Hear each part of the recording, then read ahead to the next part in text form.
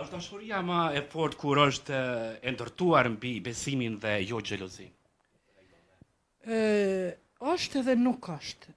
Mbi jo xhelozin nuk është dashuria e fortë. Mbi besimin është shumë dashuria e fortë, por kjo lidhet shumë me ato një grua e cila xhelozon e humb besimin. Edhe besimin në Zot edhe besimin tek burri. A një burr i cili xhelozon, ai burr e rrit besimin e vet.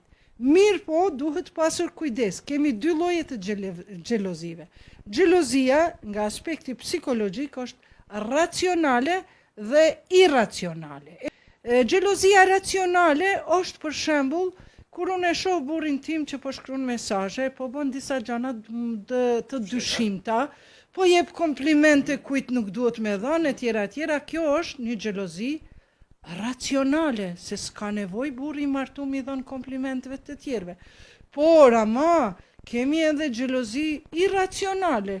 Unë për veti kur isha e ri, isha e vesha burrin me setër, me pantoll, me kravat, e hekurosha, e pastrojsha bashkë me ndihmësen e shtëpisë.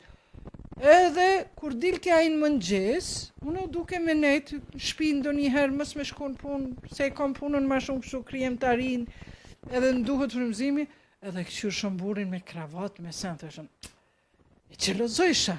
Po mandej thash, kjo është irracionale, ti vetë po e kuros, po e qetë si zotni edhe tash po e xhelozon.